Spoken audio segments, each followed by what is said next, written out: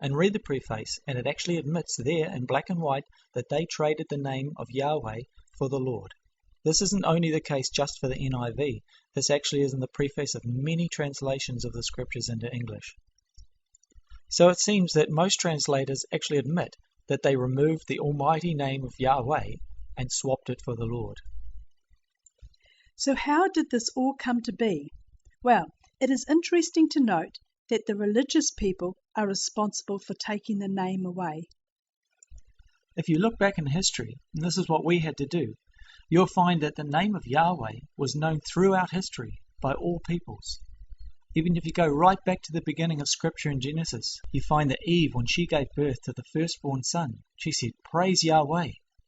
And Abraham, when he was supposed to sacrifice his one and only son, Yahweh provided a lamb as a sacrifice instead of his son. And he named a mountain after him and called it Yahweh Yireh, or Yahweh Provides. All through Scripture, people knew his name was Yahweh and called on his name. Now, at some point in history, the name of Yahweh was actually lost. If you do some historical research, you'll find that it was around the time of the Israelites being taken into captivity by the Babylonians. Now, the Babylonians, when they heard the name of Yahweh, started to blaspheme the name. So the Israelites, in an attempt to stop this, stopped using the name of Yahweh in public and used it only in private. Now, when they returned to Israel, primarily the tribes of Judah, Benjamin, and Levites, the Levitical priesthood added laws on top of the commands that Yahweh gave his people.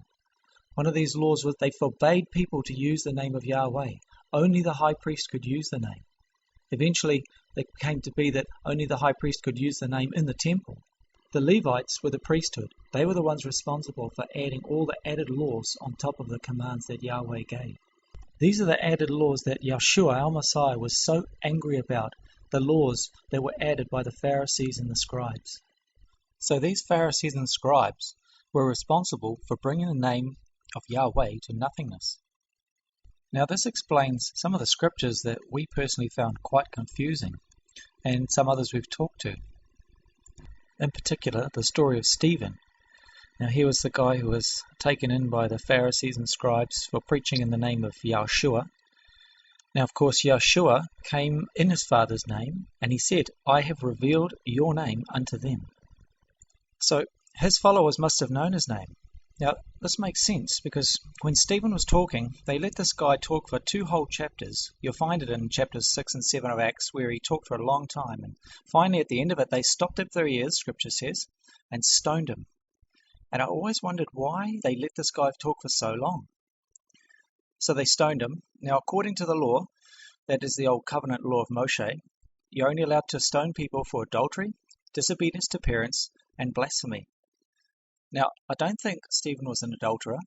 Scripture doesn't say he was disobedient to his parents. Therefore, he must have blasphemed.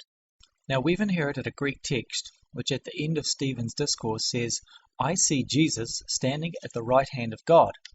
Now, Stephen wasn't a Greek, so he wouldn't have been using terms like theos and God, which we've inherited from the Greek text.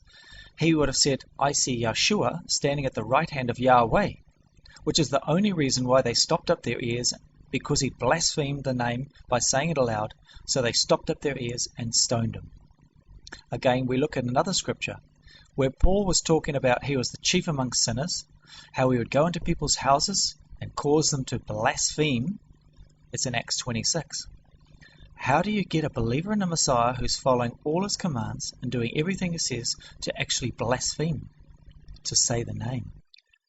And the third example, which is our Messiah Yeshua. When he stood before the Sanhedrin, all night they brought forth false witnesses, and they gave all sorts of false accusations till the high priest at the end of it. He had enough and he said, "Are you the Son of God?" Again, we've inherited a Greek text. The high priest, being allowed to say the name of Yahweh, most probably would have said, "Are you the Son of Yahweh?" To which Yeshua responded, "It is as you say." Now at this response the high priest tore his garments, it says. And the sign of a high priest tearing his garments is significant because it means it was a very serious matter. And then of course the high priest responded by saying, "We have no need to hear of any more witnesses." He had basically sealed his death because he admitted to being the Son of Yahweh. And this is how his name Yahweh has become known to us because Yahshua revealed it to us. Yeshua said, I come in my name and you don't accept me, but another comes in his name and you accept him. That is exactly what we have done. Let's look at an exciting prophecy about the name of our Creator. Jeremiah chapter 16, verse 19 to 21. O Yahweh, my strength and my fortress, and my refuge in the day of affliction. The Gentiles shall come to thee from the ends of the earth, and shall say, Surely our fathers have inherited lies, vanity, and things wherein there is no profit. Shall a man make gods unto himself, and they are no gods? Therefore, behold, I will this once cause them to know. I will cause them to know mine hand and my might, and they shall know that my name is Yahweh. These two names we have shared with you, that of Yahweh and Yeshua, are obviously very important to Yahweh and His Son. We have shared many scriptures with you which reveals just how important it is that we are only saved under one name. You have Yeshua or you have Jesus. One of them must be a lie. Okay, now that you know this truth, there is no more ignorance, because Yahweh is forgiving, and He knows those who are seeking truth, and He will answer you as long as you are obedient to His word. But Scripture does say that there is only one name by which we must be saved, and this name, Yahshua, meaning Yahweh is salvation, has been revealed to you. Now let's look at a scripture about that. 2 Thessalonians chapter 2, verse 10 and 11. Because they received not the love of the truth, that they might be saved. And for this cause Yahweh shall send them strong delusion, that they should believe a lie. Just another testimony to the name of Yahweh is found all through Scripture. Have you noticed that a large number of prophets and sovereigns in Scripture have the name that ends with the three letters IAH? For example, Isaiah, Jeremiah, Obadiah, Zephaniah, Zechariah, Nehemiah, Zedekiah, Hezekiah, just to name a few.